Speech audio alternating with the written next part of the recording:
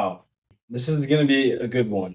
I wrote this earlier today and I looked at it and I was like, man, a lot of people, and I personally related to this video myself a lot because it was me, I think, about half the time for the last 3 to 4 years, every time I try to get into something new. And this video is essentially going to explain why your side hustle is not having the results that it's going to have. A lot of you, right? You hear social media marketing, you hear e-commerce, you hear stock trading, you hear crypto, all these different things that you're like, oh, I can make some extra money doing this. And you give it a shot, but your shot comes up way shorter than you expected. You don't even hit the rim. So you're asking yourself, am I a bad entrepreneur? Am I a fake entrepreneur? Maybe I'm real, but I just don't know what I'm doing yet. And to be honest, that's part of the truth, but it's not all of it. There's specific reasons why your side hustle is failing and why it's not achieving the results that you want it to be at.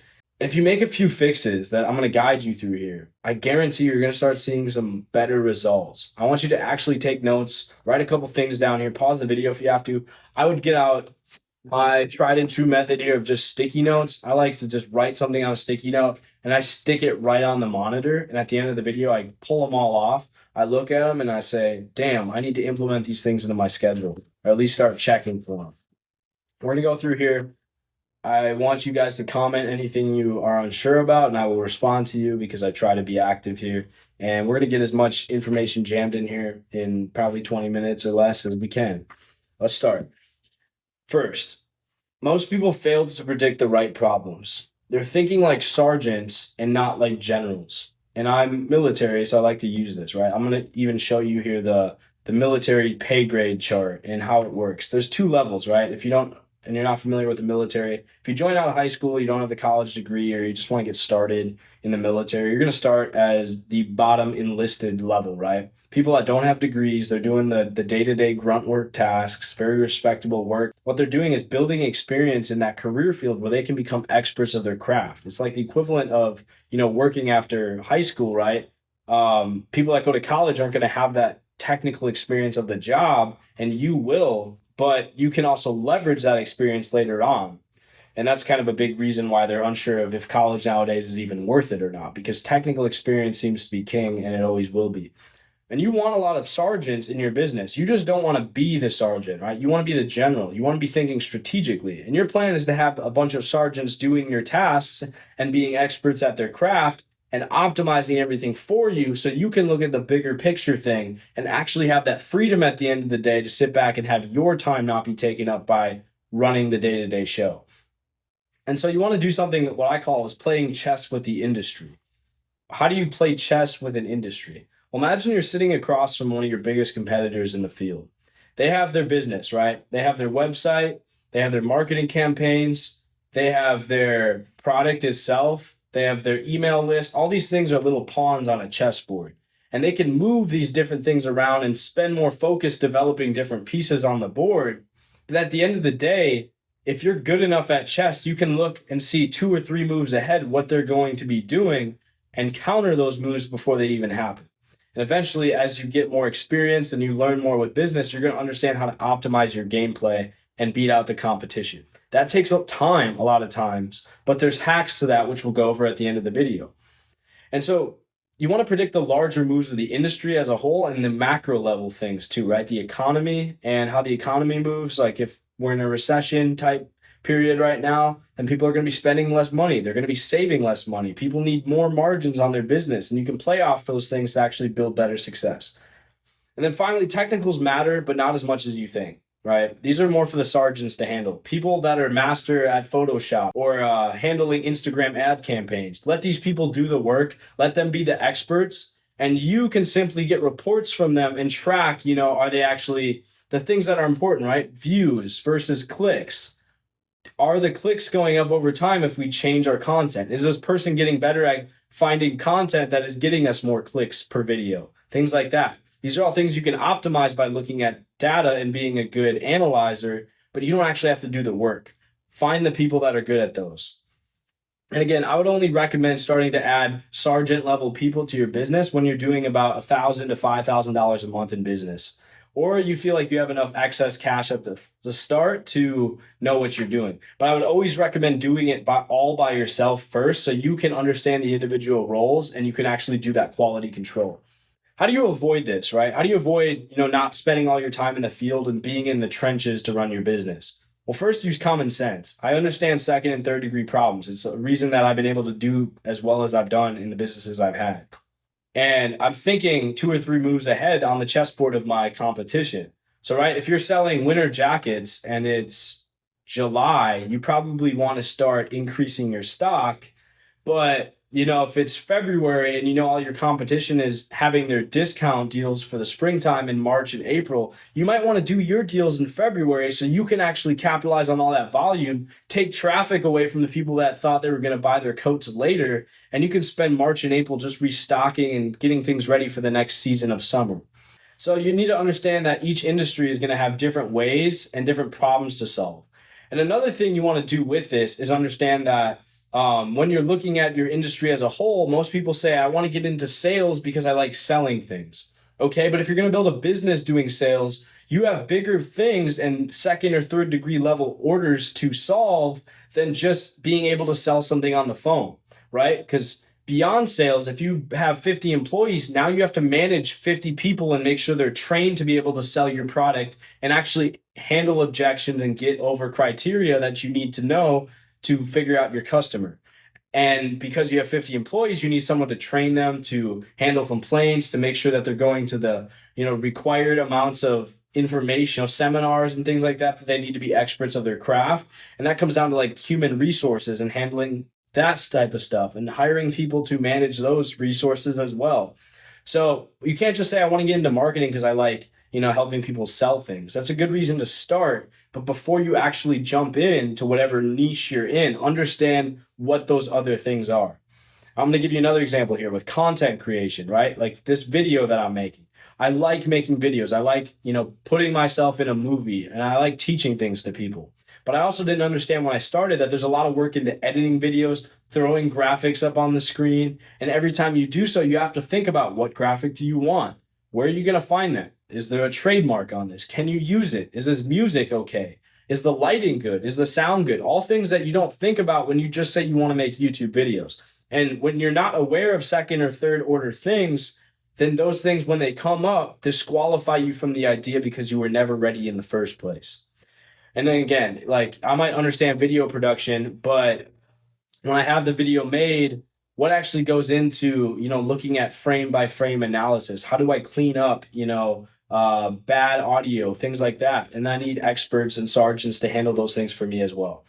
Second, you can avoid not wasting all your time in the field by finding people and networking with those that have resources to solve your problems before they even get there. A good captain, I say, is always ready for any time. And that's kind of just something I like to live by, right? Because, you can see the big waves coming in on your right side and you can adjust your sails accordingly. And you don't have to worry about getting knocked into the wind every time something comes out of the blue. All it takes is 20 minutes, right? I take a 20-minute walk from about 8:15 to 8:30 right before bed. And I do a lap around my little lake here at my apartment.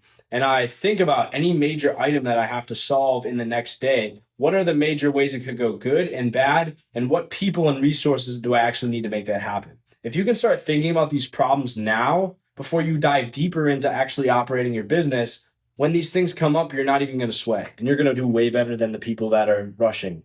Understand the damn business type you're even trying to run. Where do you want to go with this? And you don't have to have it all figured out from the start, but you need to understand how money works and how you're taking money in and collecting what you would call a profit at the end of the day or a cash flow. And so do you have an upfront payment, right? When somebody buys your product, or are they going to subscribe and pay monthly? Because they're both great services. You'll get more money typically upfront, or a subscription can keep the lights on regularly, but it's harder to obtain consistently. Next, do you want to collect cash, on the back end? Do you want it up front, which is cash on demand, where people give you money and pre-order your shirts, which I did for Daredevil, and then you take that money, you order the actual shirt production, and you give it to them on the back end, and you don't pay anything out of the pocket, but you have to, have people okay with waiting 60 to 90 days for the product and things like that? Or do you want an a deferred payment, right? Where you give them the shirts, you have them try it out, see if they like it. If they like it and our things are good, you're going to then charge their credit card for the t-shirt. But that way you can guarantee satisfaction first, but it's riskier for you. And it's an easier way to attain clients because people actually get the chance to try your service or product out first. I would recommend those things not really for product-based businesses like clothing or anything like that, but more for services where you can give a sample of, your marketing or your ad campaigns and things like that, because you can see a impact on an overall structure. Next, you need to understand the psychology of the customer with each and decide your marketing. What I would say is, how do you figure that out? And this is the next point, and I'm going to kind of connect these. You need to determine the end use of what your service is doing or your product, and you need to give someone the access to payment when they have access to the satisfaction, right? That's going to depend on if you're selling to a business or a customer. If you are going to give someone a marketing service and they're a company, right? You want them to pay for this thing in the least amount of time between when they actually pay for it and when you get the results. So that can be on the front end they pay or the back end, but it needs to be very close to when the results happen if the value of your service and what you're charging is a high amount for that business. Because when somebody can see on the back end, for instance, that they've now increased their sales by 10% a month and they're getting all this extra money in, then you can say, hey, I'm glad everything's going well. And you did your billing 2 days ago and you have all your net cash flow sitting in your accounts and things are looking good. Do you mind handling that invoice for me? It's a lot easier for them to say, yeah, let's get you paid. I'm really happy that this all worked out, because they minimize the time between when they're still riding that high of feeling good from what you gave them and when they can actually swipe the card. It's a lot easier to link those things in their head and they're likely to come back. But now we need to talk about an important thing: who you're selling to.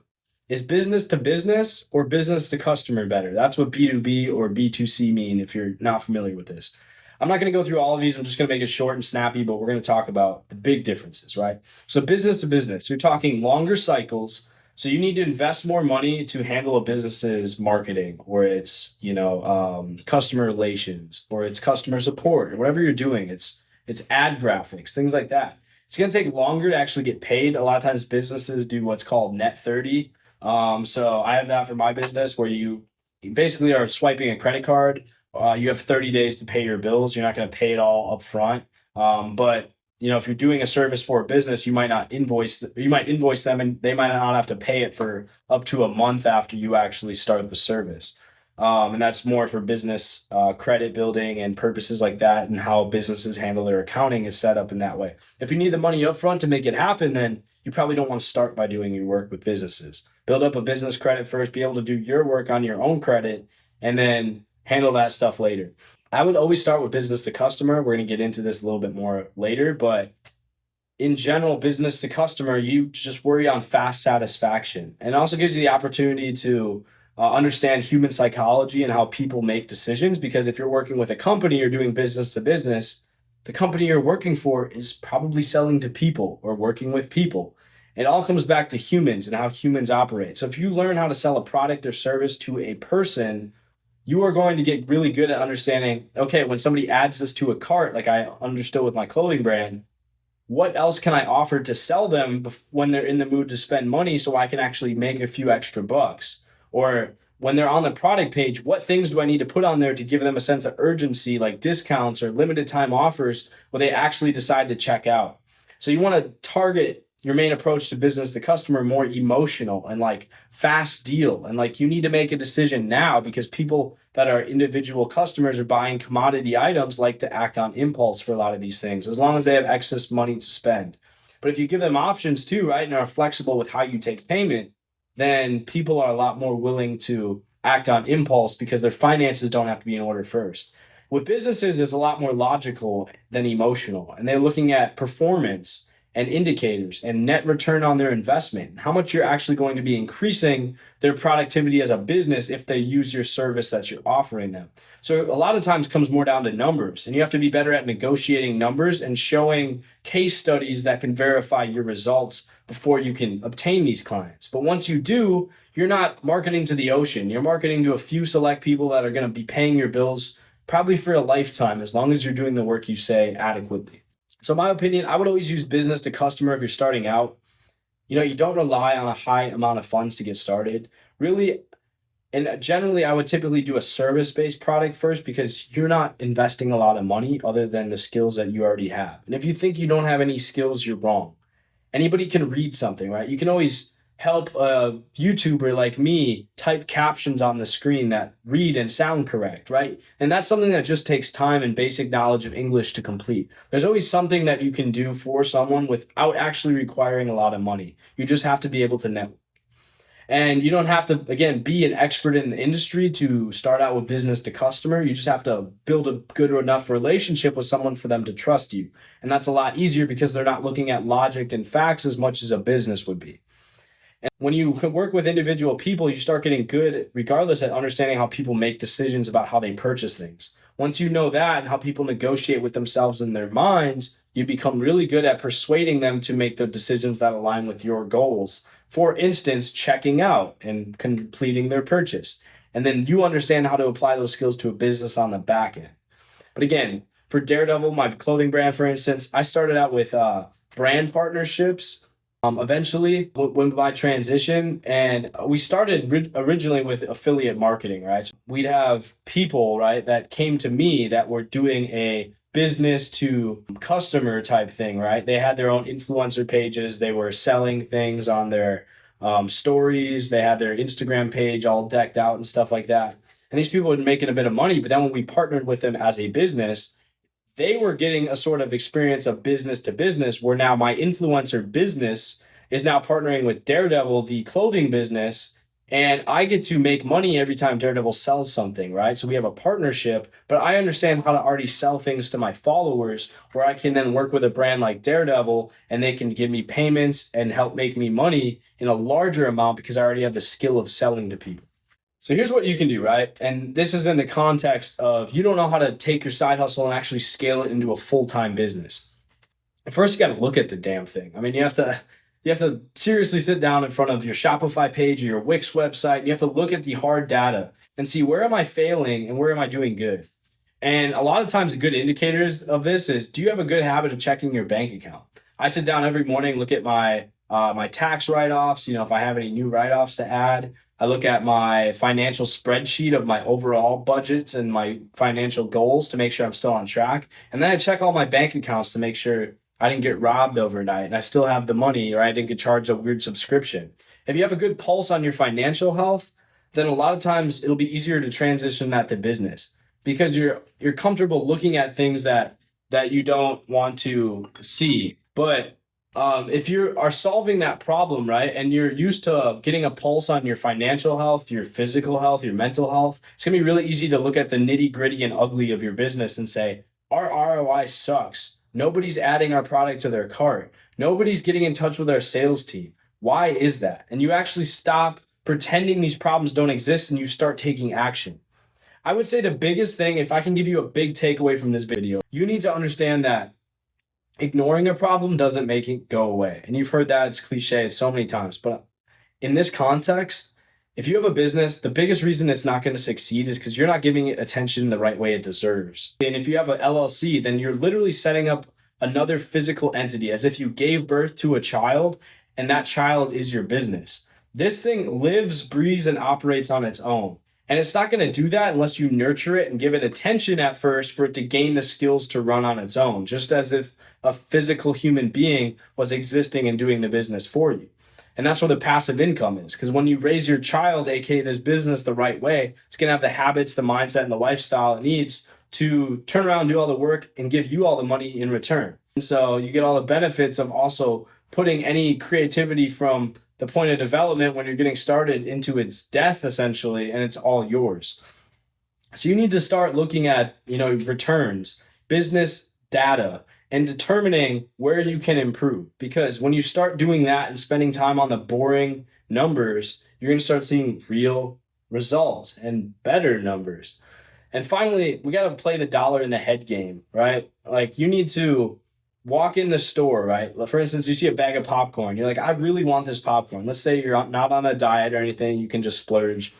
You're going to walk up to that stand and say, you know what? In the back of my head, as long as it's under $2.50, I would say that it's considered cheap. You walk up, it's $1.89. Oh, perfect. It's right in my budget. It's what I was expecting or less to pay for it. People have this dollar in their head, and the easier you can pull that out of them, you can start making money with your side hustle. The biggest reason you're not actually converting and making sales or getting money coming in is because someone has determined that your product or service is not worth it, or they don't know about it easy enough to give you the money. Like, am I charging the right price that somebody would in their head say, this is a reasonable amount of money for this? But the good part is you can always persuade someone to see why your number is rational. It's not a yes or no answer. Or do they even know you exist? And that's why it's important to make relationships. So I spend 20 minutes on Facebook every day just networking with people in the real estate industry that I work in now, with agents, right? Because they connect me to buyers that are going to buy the properties we work with and have all these connections that I follow up with. I'd really use an app like Cove or Covey, I think it's called, on the App Store. You pay $80 for the entire year, for instance, or you can do monthly. And it gives you reminders about the last time you spoke with someone and reminders to follow up and any notes about them or anything. So you can make sure that your relationships continuously are being kept. Because you don't want to just sit across from someone and play that chess game with them. You want to understand that person too and work with them so you can learn how to get better from them. And that comes from relationships. Just because somebody's in the same industry as you, like real estate, doesn't mean that you can't be friends, if you're operating in different markets. Your biggest problem probably isn't your business structure as a whole. Like the way your LLC set up, the way that, you have you and the employees and the product is probably not a big deal. But it's your mindset. That's the biggest change. I'm going to put this graphic up for you. I have it on my screen. You'll be able to see it here, but this is literally what goes on in most people's heads when they get home from work and they have no mental focus left, right? They see the TikTok swiping, all the brain rot stuff out there right now, the porn that's out there, the unhealthy habits, the interviews, with the Subway Surfers, split screen, like just drawing the dopamine out and rewarding them and pumping them full of energy. And so when they transition to a boring task like business, you can't focus because all your focus is tied up into your phone. And your phone is the biggest thing that will help you, but it's also the biggest thing that will harm you depending on how you use it. Do you want to do that? Do you want to live that life? Do you want to turn 80 years old and your grandkids run to your bedside and they're like, hey, Grandpa, I'm so glad that you're still here. Can you tell us about your journey and how you built your business and became all successful? And you're going to say, I never did that, honey. I was on TikTok all day. And it was a good time. It was fun swiping on those reels. And I'm sorry, we're living in the middle of the back streets of the city in a terrible house, but I'm just glad that I at least survived. Is that the lifestyle you want? No experiences to pass on, no memories to have when you're dying or, to tell your grandkids or anything like that? Because you spent all your time to a mechanical device that somebody, Steve Jobs, invented to sell you to pump you full of dopamine? Or do you actually want to go do that by doing real world stuff? Because I'll tell you, when you start doubling down on your business, when you start investing in things that actually matter, riding a jet ski in real life is way more fun than riding a jet ski in a video game. And you can feel it. You can feel the waves. You can feel the ocean breeze, whatever it's going to be. And it's 100 times better every single time. Would you rather live this lifestyle? Or would you rather live the way I've been living, right? The company that got it all started for me. Top Middle, a trip to Tahoe I took. Made the money from my business, bought tickets out to California, went to explore the wilderness and just get in touch with nature and my actual self, away from the devices, away from the phone. Bottom left, more experience traveling in my Alfa Romeo that I bought for my business successes a few years ago. My college roommate and I traveling to Europe over the summer, and another college friend of mine that's doing really good now in the Air Force. That's me and him on a kind of a party ship in Greece when we toured there. And then the bottom right is probably the biggest thing that got me to actually come up with all of this as a whole. How to build my discipline, how to think about things analytically, how to problem solve, how to even get the metaphor for sergeants and generals. It's the military, right? I had the experience of going through basic training, getting yelled at, waking up at getting tear gassed, right? Going on an assault course, getting, doing facing movements, saluting, doing all the things that I had no choice but to do, but someone else told me to. And then that transition to, why does somebody else have to tell me to do these things? I can just tell myself. it was the quickest way I ever built discipline. I was very grateful to have had the military be an experience for me in my life, and it still is. And most people don't get an experience like that, but the discipline comes when you decide it's going to. You don't need somebody else to wake you up every day. That's what an alarm clock's for. You just have to tell yourself that this is what you want bad enough and you can make it happen. Nobody told you you had to start any of this. Nobody's going to tell you that you have to keep going, that you know where you're going to end up if you don't go back at it, if you don't get back in the trenches, find the right people to continue work in the trenches and get out of there as fast as you can with money in your pocket. This is the Power Playbook Community Guide, and this is the second video of this like slideshow type series, right? We're gonna have a community dropping pretty soon, and it's going to be free, and you're gonna be able to generate and talk ideas with me and my team, and we're gonna be able to share progress on our different types of businesses. I'm working on a couple ideas for this that I'm not gonna talk about right now because I don't want to ruin excitement about it. But when it comes out, just understand that we're going to be doing a couple things to make this community much different from others. I'm very excited to talk about that when the time comes. Again, I'm delaying gratification because I like doing that. And we're going to talk to you in the future on other videos. As we move forward here, I want you guys to know one big thing. You can make all these changes today. You can look at things, you can understand who you're selling to, why you're selling to them. You can think like an actual entrepreneur, or you cannot. I'm fine if you don't. I don't need you to make money. I'll take the market share from you and I'll be just as happy doing it. But you don't have to give that up. You have all the potential to do the same things I'm doing that tons of other people are doing. It just comes down to your ability to put the phone down, to get focused, and to actually start kicking ass. I love you guys. We'll be back with another video. Leave any comments about this stuff that you're unsure about below, and I will respond to it personally.